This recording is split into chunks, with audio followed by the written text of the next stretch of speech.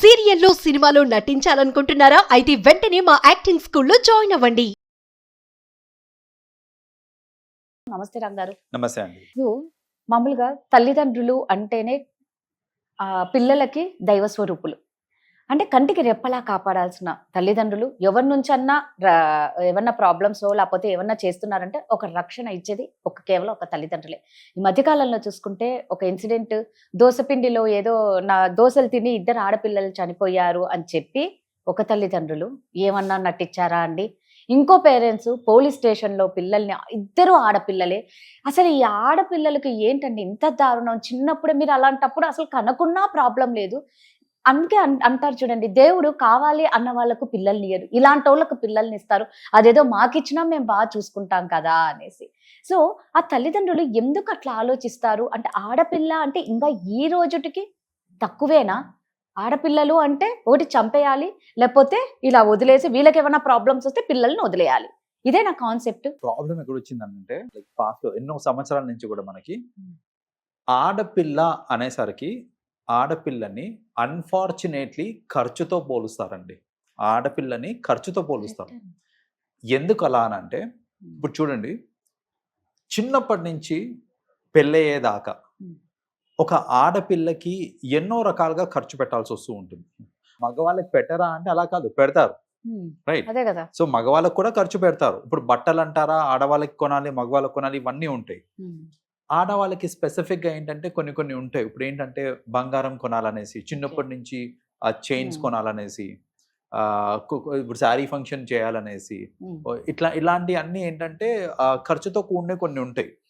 మగవాళ్ళకి కూడా డబ్బులు పెడుతున్నారు, మరి ఆడవాళ్ళకు కూడా డబ్బులు పెడుతున్నారు కదా. మరి ఏంటి వేరియేషన్, ఎక్కడ వస్తుంది వేరియేషన్ అని అంటే, పెళ్లికి వచ్చేసరికి 2 విషయాలు ఇక్కడ. ఒకటి, పెళ్లికి ఇప్పటికీ కూడా మనం ఏంటంటే ఆ డౌరీ అనే కాన్సెప్ట్ ఒకటి ఉంది చూడండి. లైక్ ఆడపిల్లలు అనేసరికి ఆడవాళ్ళు డౌరీ ఇవ్వాల్సి వస్తుంది అనేసి.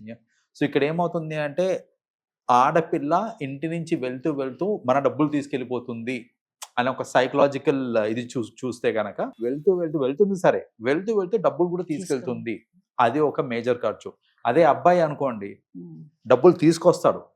రైట్. అంటే ఇప్పుడు వాడికి పెళ్ళైంది అని అంటే ఇంకొక అమ్మాయి వీడి దగ్గరకు వచ్చేటప్పుడు డబ్బులు తీసుకొస్తారు. సో అలా డబ్బులు తీసుకొస్తారు, ఆర్ అమ్మాయి అయితే కట్నం ఇవ్వాల్సి వస్తుంది అని, that is a major problem అండి. చాలా మంది ఏంటంటే పుట్టినప్పుడు అరే బంగారం లాంటి బిడ్డ పుట్టిందే అని సంతోషించకుండా, ఇప్పుడు ఈమెకి పెద్ద అయినాక పెళ్లి చేసినప్పుడు నా కట్నం పోద్దే అని ఆలోచిస్తున్నారు చూడండి. ఆ దుర్బుద్ధి ఏదైతే ఉంది చూడండి, దాని వల్ల ఆ ఆడపిల్లలకి ఈ రోజుకి కూడా ఆ వాల్యూ అనేది లేకుండా పోతుంది. అసలు ఆడపిల్లలతోటి వచ్చే ఎన్ని అడ్వాంటేజెస్ ఉంటాయి అనేది ఎవ్వరు చూడరు అసలు. నిజంగా చెప్తానంటే, స్టాటిస్టిక్స్ ప్రకారము ఆడపిల్ల పెళ్ళయి ఇల్లు వదిలేసి వెళ్ళిపోయినా కూడా తల్లిదండ్రులకు ఏదైనా అయ్యింది అని అంటే ఫస్ట్ బాధపడేది ఒక మగవాడి కంటే కూడా ఒక ఆడపిల్లనే. పేరెంట్స్ పట్ల ఉండే ఆ ప్రేమ, ఆప్యాయత, ఇవన్నీ ఏవైతే ఉన్నాయో ఒక అబ్బాయి కంటే ఒక అమ్మాయికి ఎక్కువ ఉంటాయి. అసలు ఆడపిల్ల పుట్టడమే ఒక వరం చెప్పాలంటే. అది గ్రహించకుండా ఆడపిల్ల పుట్టింది, ఖర్చు పద్దాక ఈ ఖర్చుతోటే చూస్తారే తప్ప ఇంకేం చూడరు. ఇప్పుడు నిజంగా చెప్పాలంటే అబ్బాయిలకు కూడా ఎన్నో ఖర్చులు ఉంటాయి, ఎన్నో విధాలుగా డబ్బులు తగిలేస్తా ఉంటారు అబ్బాయిలు కూడా. క్యాలిక్యులేట్ చెయ్యరు. ఎంతసేపటికి ఆ పెళ్ళైనప్పుడు పోయే అమౌంట్ కోసమే చూస్తారే తప్ప ఇంకా వేరే క్యాలిక్యులేషన్స్ ఏమి ఉండవు మనకు అక్కడ.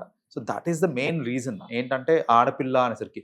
ఇంకొక ప్రాబ్లం ఏంటంటే, ఎందుకు ఆడపిల్ల అనేసరికి భయపడతారో, ఆర్ ఆడపిల్లల్ని ఎందుకు అలా ఇచ్చేసేస్తారని అంటే, మళ్ళీ మన సొసైటీలో ఒక చిన్న నోషన్ చెప్తా చూడండి. ఒక ఆడపిల్ల ఒక 2-3 తిరుగుతుంది అనుకోండి.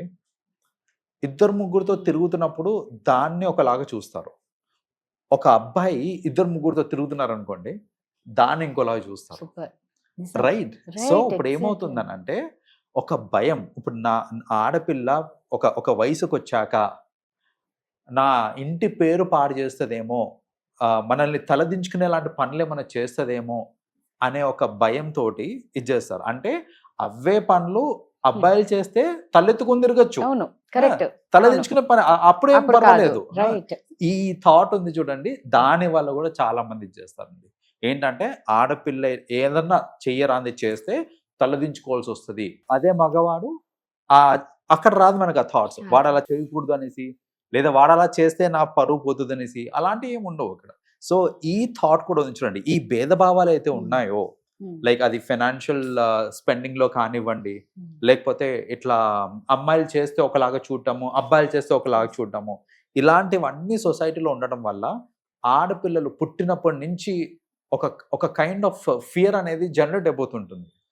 అవన్నీ కాకుండా బేసిక్గా నేను ఒకటి చెప్తానండి, అమ్మాయి కానివ్వండి అబ్బాయి కానివ్వండి ఎవరన్నా కానివ్వండి, మనం వాళ్ళని ఎలా పెంచితే వాళ్ళు అలా పెరుగుతారు. రైట్, ఖచ్చితంగా అంతే అండి. మన పెంపకంలోనే ఉంది మన అంతా. పెంపకంలో Yes. 10% మన చేతిలో చేతిలో ఉండదు. ఉండదు, 90% మన 90% మన చేతిలోనే పెంపకంలోనే ఉంది. ఉంటుంది. అవును. సో ఇప్పుడు నువ్వు అది ఆడపిల్ల కానీ మగ కానీ నేను జాగ్రత్తగా పెంచుకుంటాను, నేను వాళ్ళకి కరెక్ట్ అయిన పద్ధతిలో పెంచుతాను, వాళ్ళని దారిలో పెడతాను అని అంటే మీకు భయం అవసరం లేదండి.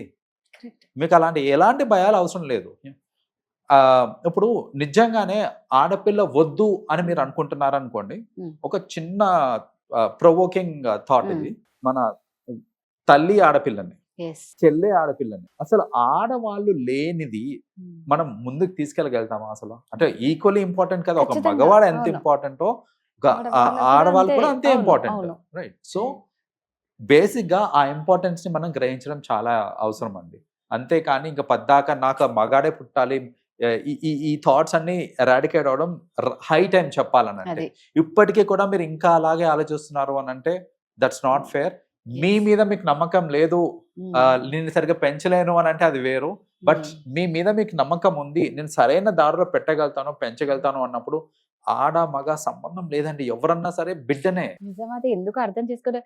అసలు వాళ్ళు ఆ దోశ పిండి స్టోరీ చూస్తే 3 నెలల బిడ్డ ఎక్కడన్నా దోశ తింటుందా రామ్ గారు? దోశ తిని పాయిజనింగ్ అయ్యి చనిపోయింది అనేసి స్టోరీ క్రియేట్ చేసి ఉన్నారు వాళ్ళు అక్కడ, రైట్? సో అది చూడండి, అసలు వాళ్ళు స్టోరీ క్రియేట్ చేశారు, ఇంత ప్లానింగ్ చేశారు అని అంటే కోపంలో నేనేం చేస్తున్నాను తెలియక చేశాను అనే పని వేరు, ఇంత పక్కాగా ప్లానింగ్ చేసుకుంటూ చంపడం అనేది వేరు. ఇది మరీ క్రూరం ఇంకా చెప్పాలంటే. అదే కదా, చాలా అసలు అంటే వాళ్ళు నటించడం కూడా మామూలుగా నటించలేదు. మేము తిన్నాము, మాకు కూడా మేము హాస్పిటలైజ్ అయ్యాము అనుకుంటా. అండ్ వాళ్ళు చూడండి, వాళ్ళు తెలివిగా ఏం చేశారంటే ఫుడ్ పాయిజనింగ్ అయినప్పుడు ఏదో ఒక డిఫెక్ట్ అయితే అవ్వాలి కదా Yes. బాడీలో. సో వాళ్ళు ఏదో కెమికల్ కలుపుకొని తిన్నారు, వాళ్ళు తక్కువ డోస్ లో కలుపుకొని తిన్నారు, పిల్లలకి ఎక్కువ డోస్ ఇచ్చి ఉన్నారు వాళ్ళు. సో అప్పుడు మళ్ళీ దీంట్లో అనాలిసిస్ లో చూస్తే వాళ్ళకి అర్థమైంది ఏంటంటే ఫుడ్ పాయిజనింగ్ అయితే ఏవైతే కెమికల్స్ రిలీజ్ అవుతాయో అది కాదు, ఇది totally different chemical all together అనేసి, ఇది పాయిజనింగ్ కాదు అనేసి అర్థమైంది. అప్పుడు పోలీసు వాళ్ళకి డౌట్ వచ్చింది. మరి చదువుకున్న వాళ్ళే ఎలా ఆలోచిస్తున్నారంటే కాపాడాల్సిన తల్లిదండ్రులే చంపేయడము, వదిలిపెట్టిపోవడం అంటే ఇంతకన్నా దారుణం ఏముంటాయండి? అదే కదా. థ్యాంక్ యూ అండి. Right. Sure.